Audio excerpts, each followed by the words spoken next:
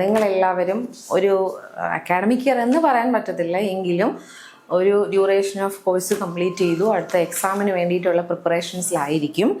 Obviously exam എന്ന് പറയുമ്പോൾ നമുക്ക് എല്ലാവർക്കും, ഈവൻ സ്റ്റുഡൻസ് ആയിട്ട് പഠിക്കുന്ന എല്ലാവർക്കും ഉണ്ടാകുന്ന ഒരു സാധനമാണ് എക്സാം ഫിയർ. നിങ്ങളുടെ കേസിൽ അത് കമ്പാരിറ്റീവ്ലി കുറച്ച് കൂടുതലായിരിക്കും. പക്ഷേ കെമിസ്ട്രിയെ സംബന്ധിച്ചിടത്തോളം നമുക്ക് അങ്ങനെ ഒരു എക്സാം ഫിയറിൻ്റെ ആവശ്യം വരുന്നില്ല എന്ന് തന്നെ വേണമെങ്കിൽ പറയാം. അതായത് നമ്മൾ വളരെ ഫോക്കസ്ഡ് ആയിട്ട് പഠിക്കുവാണെങ്കിൽ നിങ്ങൾക്ക് വളരെ beyond the time limit you can complete all the portions preferred in your syllabus. നിങ്ങളുടെ സിലബസിൽ പറഞ്ഞിരിക്കുന്ന എല്ലാ കാര്യങ്ങളും വളരെ ടൈം ബൗണ്ടഡ് ആയിട്ട് കംപ്ലീറ്റ് ചെയ്യാൻ പറ്റും എന്ന് തന്നെയാണ് 100% ഉറപ്പായിട്ടുള്ള ഒരു കാര്യം. പക്ഷേ അതിൻ്റെ കാര്യം എന്ന് പറയുന്നത് depends on the way of പ്രിപ്പറേഷനെ നിങ്ങൾ എങ്ങനെയാണ് നിങ്ങൾ പ്രിപ്പയർ ചെയ്യുന്നത് എന്നുള്ളതിനെയാണ് ഡിപ്പെൻഡ് ചെയ്തിരിക്കുന്നത്. ഓക്കെ, സോ ഇനിയും എനിക്ക് തോന്നുന്നു November 5 നിങ്ങളുടെ എക്സാം ഡേറ്റ്. അങ്ങനെയാണെങ്കിൽ ഓൾമോസ്റ്റ് ഒരു മാസത്തോളം ഉണ്ട്.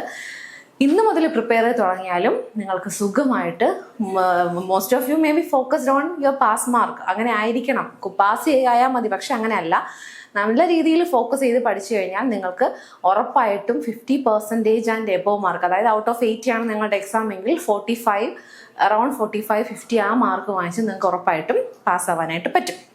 അപ്പോൾ അതിന് വേണ്ടിയിട്ട് നമ്മളുടെ പ്രിപ്പറേഷൻസിൽ വരുത്തേണ്ടുന്ന ഒരു ചേഞ്ച്, അല്ലെങ്കിൽ നമ്മുടെ വേ ഓഫ് പ്രിപ്പറേഷനെ നമുക്ക് എങ്ങനെ അപ്ഡേറ്റ് ചെയ്യാം എന്നുള്ളതാണ് നമ്മൾ ഇന്നിപ്പോൾ ഈ ഒരു സെഷനിൽ നോക്കാനായിട്ട് പോകുന്നത്. ഓക്കെ, അപ്പോൾ ഓൾറെഡി ബൈഫിക്കേറ്റ് ചെയ്ത സിലബസിൽ നിങ്ങൾക്ക് ഒരു 20 ചാപ്റ്റേഴ്സ് ആണ് നിങ്ങൾക്ക് കെമിസ്ട്രിയെ സംബന്ധിച്ചിടത്തോളം പഠിക്കാനായിട്ട് വരുന്നത്. ഓക്കെ, 20 ചാപ്റ്റേഴ്സ് പഠിക്കണം.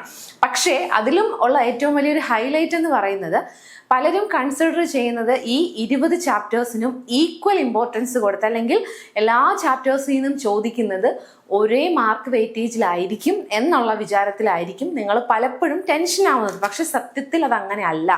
ഓരോ ചാപ്റ്ററിനും അതിൻ്റെതായ ഇമ്പോർട്ടൻസും അതിൻ്റെതായ മാർക്ക് വെയിറ്റേജും കൊടുത്തിട്ടുണ്ട് നിങ്ങളുടെ സിലബസിൽ. അപ്പം നമുക്ക് അതെന്താണ് എന്നുള്ളതാണ് നമ്മൾ ആദ്യമായിട്ട് നോക്കാനായിട്ട് പോകുന്നത്. ഓക്കെ, സോ ഓൾറെഡി ഞാൻ പറഞ്ഞു, ബൈഫക്കേറ്റ് ചെയ്ത സിലബസിൽ നമുക്ക് വരുന്നത് 20 ചാപ്റ്റേഴ്സ് ആണ് നമുക്ക് വരുന്നത്. ഓക്കെ, അതിൽ 20 ചാപ്റ്റേഴ്സിൽ ഫസ്റ്റ് നമ്മൾ ഏത് കാര്യം പഠിച്ചാലും ആദ്യം സ്റ്റാർട്ട് ചെയ്യുന്നത് അതിൻ്റെ ബേസിക്സ് വെച്ചിട്ടാണ്. അപ്പോൾ നമ്മളിതിലെ ഒന്നാമത്തെ ചാപ്റ്റർ എന്ന് പറയുന്നത് സം ബേസിക് കോൺസെപ്റ്റ്സ് ഓഫ്, അതായത് അതുമായിട്ട് റിലേറ്റ് ചെയ്ത് വരുന്ന ലെസൺ 1 എന്ന് പറയുന്നത് atoms, molecules and chemical arithmetic ആണ്.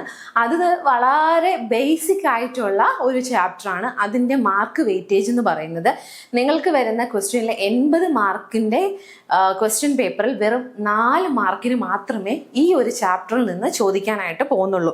അത് തന്നെ ഏറ്റവും കൂടുതൽ വരുന്നതെന്ന് പറഞ്ഞു കഴിഞ്ഞത് importance and scope of chemistry. അത് അതിൻ്റെ ഒരു വളരെ ബേസിക് ആയിട്ടുള്ള ഒരു ഐഡിയ ആണ്. അതായത് വളരെ കെമിസ്ട്രി എന്താണ്, കെമിസ്ട്രി എന്തിനൊക്കെ ഉപയോഗിക്കുന്നു, അങ്ങനെയൊക്കെയുള്ള വളരെ ഒരു കഥ പോലത്തെ കാര്യമാണ്. അതിൽ വലിയ ഇമ്പോർട്ടൻസ് ഇല്ല, പക്ഷേ എങ്കിലും ജസ്റ്റ് ഒന്ന് വായിച്ചു വെച്ചിരിക്കുക.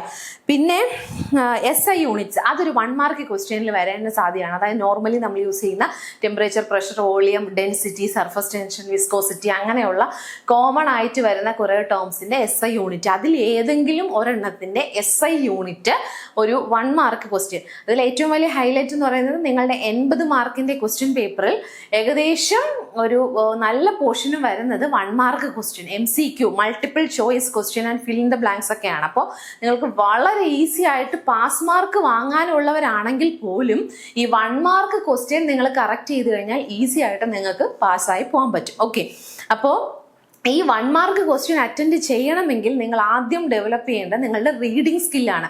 നമ്മളിപ്പോൾ ഡിസ്ക്രിപ്റ്റീവ് ആയിട്ട് എഴുതുമ്പോൾ നമ്മൾ കുറേ കാര്യങ്ങൾ ഇങ്ങനെ കണ്ടിന്യൂസ്ലി കണക്റ്റഡ് ആയിട്ട് പഠിച്ചു വെക്കേണ്ടി വരും. പക്ഷേ MCQവിൻ്റെ ഉപയോഗം എന്ന് വെച്ച് കഴിഞ്ഞാൽ 2 പ്രാവശ്യം വായിച്ച് നമ്മുടെ മൈൻഡിൽ ഉണ്ടായിരുന്നാൽ മതി. അതിൻ്റെ ഓപ്ഷൻ അവർ തരുന്നു. അപ്പോൾ നമുക്ക് ആ കാര്യം അറിയാമെങ്കിൽ ആ ഓപ്ഷൻ നോക്കുമ്പോൾ നമുക്ക് കറക്റ്റ് ആൻസർ ഐഡൻറ്റിഫൈ ചെയ്ത് എഴുതാൻ പറ്റും. അപ്പോൾ ആ ഒരു രീതിയിൽ വേണം പ്രിപ്പയർ ചെയ്യുക. അപ്പോൾ SI യൂണിറ്റ്, അങ്ങനെയുള്ള കുറേ കാര്യങ്ങൾ നോക്കുക.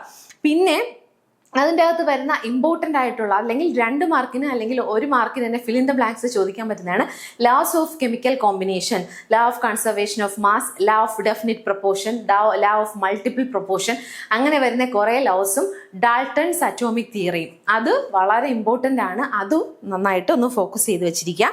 പിന്നെ mole concept, then counting weight and of atoms and molecules, അത് കഴിഞ്ഞ് atomic mass, molecular mass, atomic mass നിങ്ങളുടെ ക്വസ്റ്റ്യനിൽ പ്രൊവൈഡ് ചെയ്യും. അത് വെച്ച് മോളിക്കുലാർ മാസ്, ഒരു മോളിക്കുലാർ മാസ് എങ്ങനെയാണ് കാൽക്കുലേറ്റ് ചെയ്യേണ്ടത്, അങ്ങനെയൊക്കെയുള്ള കാര്യങ്ങൾ ഒന്ന് നോക്കി വെച്ചേക്കുക.